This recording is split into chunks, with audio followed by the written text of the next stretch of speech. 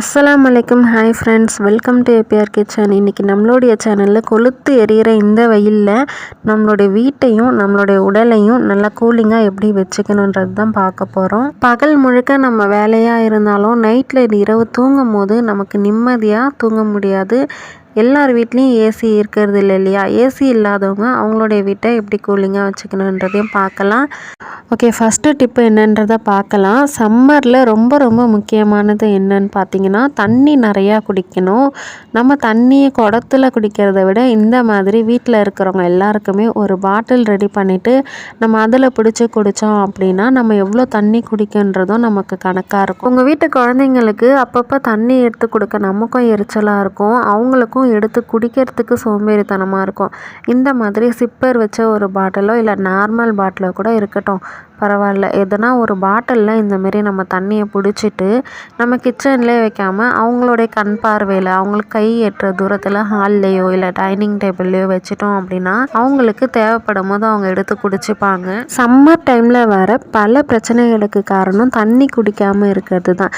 நம்ம பாடியை டீஹைட்ரேட்டாக வச்சுக்கணும் அப்படின்னா நம்ம தண்ணி நிறையா குடிக்கணும். அடுத்த டிப் என்னன்றதை பார்க்கலாம். நம்ம வீட்டு ஜன்னலில் இந்த மாதிரி நம்ம வலை அடித்து வச்சுருப்போம்.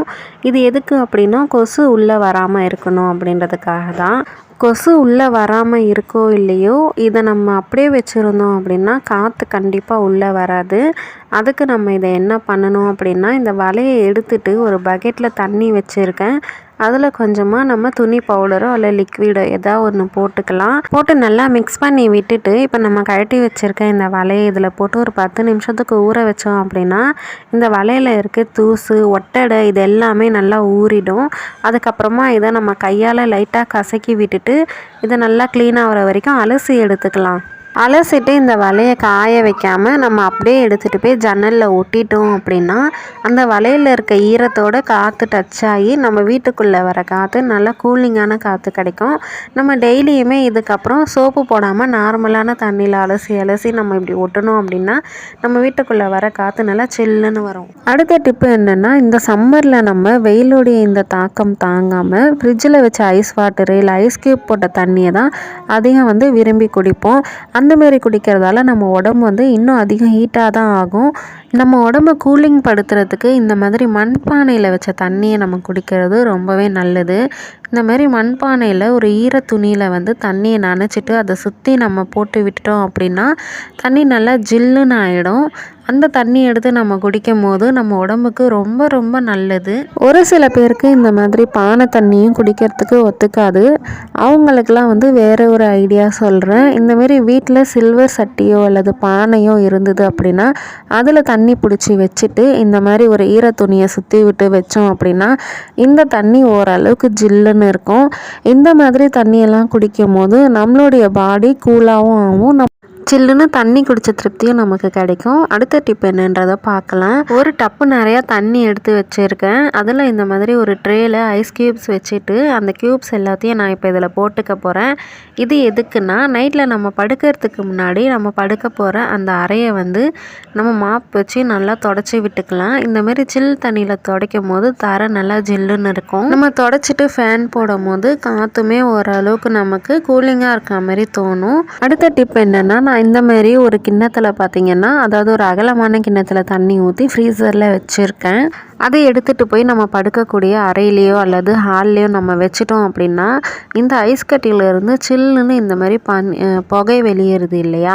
இந்த டைமில் நம்ம ஃபேன் போடும் போது இது ரூம் முழுக்க பரவி நமக்கு நல்ல ஒரு கூலிங் கிடைக்கும். அதுக்காக தான் நான் இந்த மாதிரி வச்சுருக்கேன். நீங்கள் பெரிய பாத்திரத்தில் கூட ஐஸ் வாட்டர் நிறையா நிரப்பி அப்படி கூட வைக்கலாம். கண்டிப்பாக இந்த டிப்பை ட்ரை பண்ணி பாருங்கள். அப்படி இல்லைனா நீங்கள் டேபிள் ஃபேன் வச்சுட்டு படுக்கிறீங்க அப்படின்னா டேபிள் ஃபேனுக்கு முன்னாடி இந்த மாதிரி வச்சு விட்டோம் அப்படின்னாலுமே அந்த காற்று நமக்கு கூலிங்காக கிடைக்கும். அடுத்ததாக இந்த சம்மர் டைமில் கண்டிப்பாக பெட்டில் படுக்கவே படுக்காதீங்க. இந்த மாதிரி பாயை விரித்து படுங்க. பாய் விரித்து படுக்கிறதால நமக்கு உடம்பு அதிகமாக ஹீட் ஆகாது. இதே நம்ம பெட்டில் படுத்தோம் அப்படின்னா பெட்டோடைய ஹீட்டே நம்ம உடம்புல ஏறி நமக்கு கொப்பளம், அலர்ஜி, வேர்க்குரு இந்த மாதிரி அதிகமாக ஏற்படும். அடுத்த டிப் என்ன அப்படின்னா, இந்த சம்மர் டைமில் கண்டிப்பாக பிளாக் கலரில் இருக்க எந்த ட்ரெஸ்ஸுமே போடாதீங்க. முக்கியமாக அபாயாஸ் கூட போட்டுட்டு வெயிலில் போகாதீங்க. பிளாக் கலர் போட்டுட்டு நம்ம இருந்தோம் அப்படின்னா அது அதிகமான வெப்பத்தை உறிஞ்சி எடுக்கும். அதே போல் விடிய காலையில் 4 மணிலேருந்து சூரியன் உதயமாகிற அந்த 7 மணிக்கு முன்னாடி வரைக்கும் ஒரு குளிர்ந்த காற்று வரும். அந்த டைமில் நம்ம ஜன்னலை திறந்து வச்சோம் அப்படின்னா ரூம் நல்லா கூலிங்காக இருக்கும். கண்டிப்பாக இதையும் ட்ரை பண்ணுங்கள். 7 மணிக்கு சூரியன் உதயமானதுக்கப்புறம் கண்டிப்பாக ஜன்னல் கதவு எதையுமே திறக்க வேண்டாம். அப்படி திறந்தோம் அப்படின்னா சூரியனோட அந்த ஹீட் வந்து வீட்டுக்குள்ளே நுழைஞ்சிடும். அதுக்கப்புறம் நம்மளுடைய வீடு அனலாகவே இருக்கும். சம்மர் டைமில் முடிஞ்ச வரைக்கும் வெளியில் போகிற வேலையை 10 மணிக்கு முன்னாடியே வச்சுடுங்க. அப்படி இல்லைன்னா 4 மணிக்கு மேலே போங்க.